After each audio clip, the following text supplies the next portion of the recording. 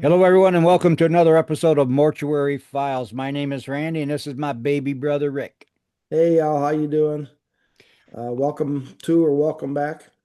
All right, and Rick, of course, was a funeral director for uh, 35 years. 55,000 years. Today, Rick has a subject he wants to talk about, and then at the end of this subject, which is going to be water cremation. We didn't talk about it the last time we talked about cremation was really just about fire cremation. Right. And this is water cremation, something that's really relatively new. Michigan does not have any that I know of. And he wants to give a shout out to a YouTube channel that he was just happened to be watching about it. And then after we get done talking about water cremation, Rick has a public service announcement. Rock on, it's your turn. Well, cautionary tale. That would be a Yeah. public service announcement. You'll Don't remind. believe, don't believe everything you hear on the internet. Oh yeah. Yeah, absolutely. Thank you. I had a senior moment, so what was I going to say? Yeah, right. Okay. Are you a senior citizen Yeah, yet? I am. I'm there. I'm there. So we did talk about cremation a little bit on another video, and I think we covered the traditional cremation pretty good. But then when I got to this new type of cremation, the water cremation, also called hydrological cremation, I think, or something, it's got another term to it. I said what I've heard of it, didn't know much about it, and I did a little research. And then I watched a video on TV, in a YouTube video. And so I'm going to recommend this other video to you because she did a fantastic job with it. There is another YouTube channel. Shout out to her. Her name is Lauren or Laura or Lauren the Mortician. Pretty blonde girl that does a good job. She approaches things a little bit differently than we do, but her information is fantastic. It's right spot on. She knows what she's talking about. She's done it, and she has had hands-on experience with doing these. I don't know how many she's done, but she went to a place that did them and watched it being done. And she answered some of the questions that I had. And one of the main things that we talked about, I didn't know how much was left after a water cremation. Was there anything left? Because it's basically an alkali solution of water, and it just dissolves the body over a certain amount of time. It's a much more gentle way, a much more environmentally friendly way of being cremated. But the bones are left. The major bones, just like a regular cremation, are left and are pulverized into a fine crystal. And she said that they were very white and very sterile looking and very, once they're done, they're powder-like. And I didn't know that there was all that many bones left, but there apparently are.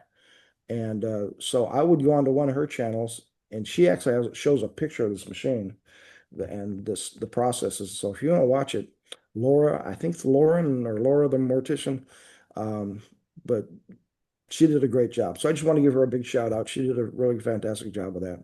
From what you've seen on that video, all your bones are left. Pretty much, not all of them, but pretty much, yeah. And so that means, I mean, you got like what's the big leg in the big The bone in your leg? femur, Femur. So yeah. that'd be a big femur. You wouldn't see a big femur on a fire cremation. No, you do. That's You what do mainly see a what's big one too. yeah, the femur, the spinal cord, and usually the skull is what's left.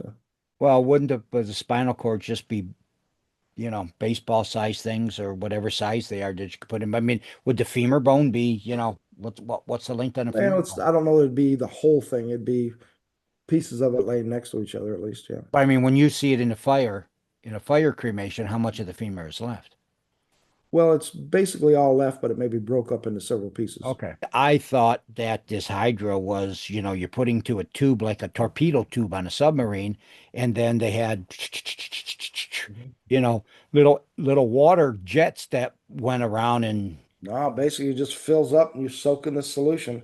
well, And then after a certain point, it drains back out. Oh yeah, here's a fun fact about that.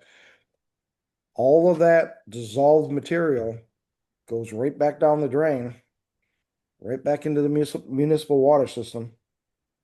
So that gets reprocessed and that's back in your drinking water next month. So you do have a water filter at home, right? Yes, I do. So, Yes, and I people ask do. me that all the time. That's a common question, even with regular embalming. What happens to all the fluid? What happens to the blood and the urine and the this and all that goes down the drain. And if you're on a septic tank, it goes in the septic tank. If you're on a municipal water system, it goes right back down to the water treatment plant down the street. And then a certain amount of time later, after it's processed, it's recycled, and you're drinking it again. You know, So again, I asked the question, you do have a water filter at home, right?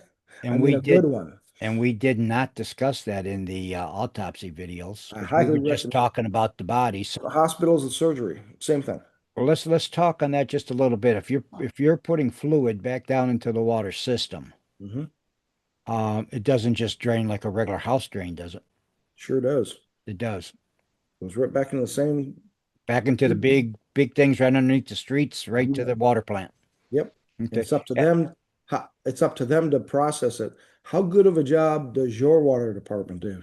And we think that that would be, normal person would think that would be gross, but then look at it this way. What happens when you're at home and you're shaving and you cut yourself?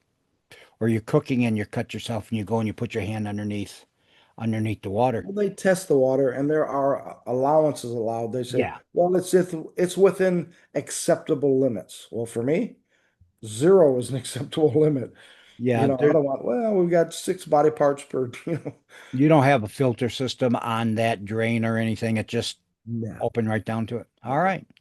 Anything else about water cremation? Go to the anybody wants I to did a see little it. more research after I watched her video, and I found out I'm really surprised by this. The price of a water cremation is very similar, and I think she mentioned it in her video. It's very similar to a standard cremation, which can be from $1,500 to 4,000, let's say, and that's in that same range apparently. I think because right now they're trying to be competitive, but then I looked up the price, how much it would cost a funeral home to install one of those, Yeah, and it could be three times higher than the traditional crematory. yeah. Where a crematory, the retort, the refrigerator, the processing unit, back in the days when I had mine, they were about $150,000 for everything. Now it's probably 300,000 for everything. But one of these hydrological or water crematory retorts, she was saying it could be over $1 million when you consider the building you have Wow. to put it, because it has to go inside of a building, and it may be in somebody's garage, but you have to have room for it.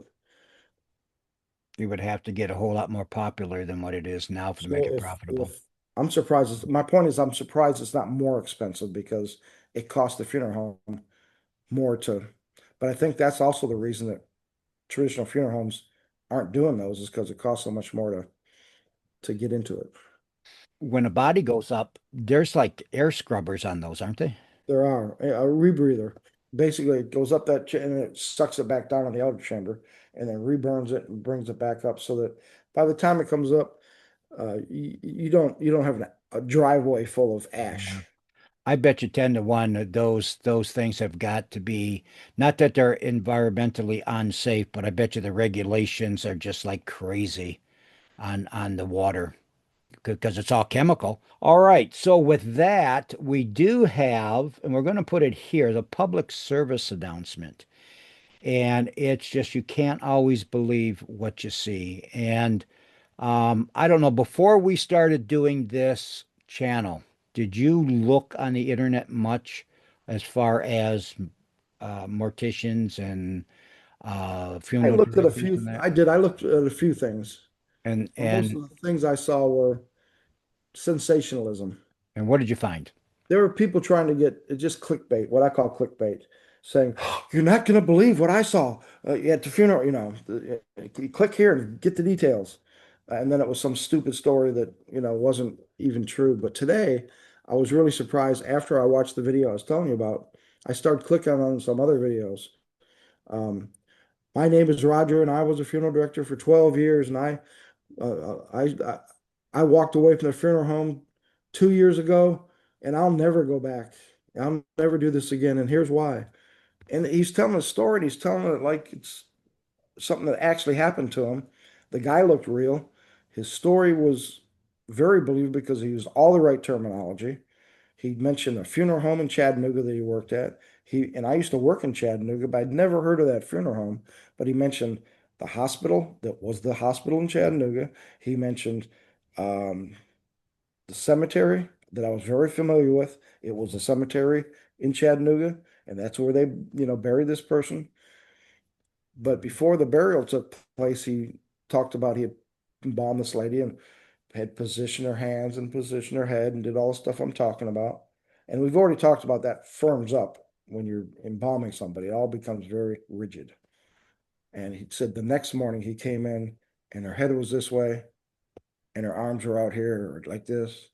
And called some friend of his that was not, and he couldn't believe it. And they were so shocked. And he really thought it was weird. The next day he came back and this time her head was this way and her hands were over, And so he left and he's never been back. And so, well, that's never happened to, I know 500, over 500 funeral directors, and we used to talk about that stuff. Weird stuff like that never happens to people who are actually in the business. It always happens to a friend of a friend of a friend's barber who knew somebody that once talked to somebody who said they swear they saw, that's who it happens to. So It's kind you of the same you guy that saw the aliens come down to the field open. you've never seen a body that has been embalmed sit up. No, no, You've never seen a body that's been embalmed turn its head no, from one way to the other the next morning. no. But it They're is. in that. I have seen a body who was embalmed, but for some reason the neck was not rigid, and so I would have to position him and put something under this side of their head to get their head to go the direction I want. But if that wasn't there, their head would go over time. It would just slowly, like maybe they had a bad muscles strain on this side. Their head was wanting to lean that way, and I don't want it to lean that way. I want it to lean this way. So I would put something back there that nobody else sees or knows about. I'd put extra cotton in the pillow or something there to keep the head in the position I want it. But if I ever saw a body who head, was like this at night and it come in the morning and it's over here. Okay, that's my last day at work. All right. So maybe he was telling the truth.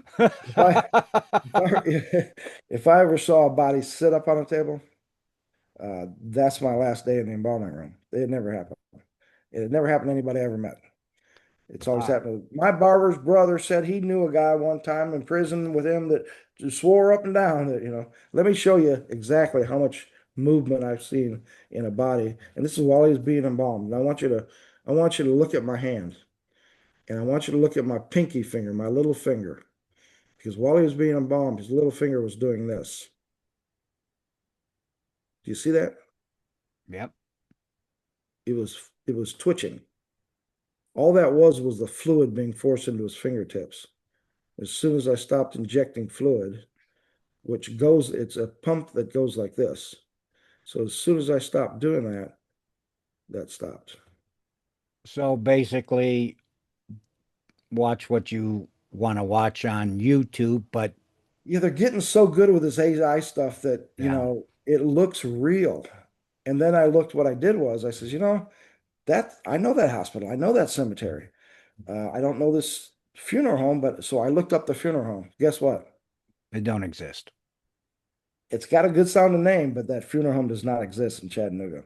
So it was total BS. He's a good storyteller. It was very entertaining because I like a good ghost story, but it wasn't the truth. Okay, and with that, we just wanted to say that we know this isn't a sensationalized channel. We're not going to be showing you, talking to you about all kinds of weird stuff. We're going to tell you as it is, and if that's what you want to hear, the truth and how it is from Rick's opinion, that's what we're doing here. And if you want to watch sensationalized with somebody who wants to say that bodies get up and walk around and play cards at night and then go back to the tables and the coffins during the day, you Yeah. can go ahead to their channels, but you're not going to find that here. Yeah. No, it's not what I'm a conservative funeral director. I've always have been. I'm from a different generation. The Yeah. funeral directors coming up today would not have been hired in my day. The tattoos and the piercings and the attitudes that they have. And when I became a funeral director and a preacher were that close together. They were almost the same thing. Yeah. As a matter of fact, funeral homes used to hire preachers to come in and work services because they had a certain amount of respect in the community. Today, the people they're hiring are just people that are morbidly curious and they want to drive a hearse as their own personal vehicle and stuff like that. And it's the industry is changing. So Well, what we're going to do here is we're going to tell them the truth, and we're not going to sensationalize it. We're not going to, we may tell funny stories, yeah, but we're not going to make it ghoulish. yeah. And we're not going to dance around, and we're not going to do all kinds of weird stuff. We're going to tell you exactly what it's like. And What? hopefully they'll like what we do. They'll like our honesty, and you'll continue watching. If you continue watching and you got this far in this particular video, don't forget to give it a thumbs up. I gotta do the schmeal. A Yeah. thumbs up, leave a comment, write us a question.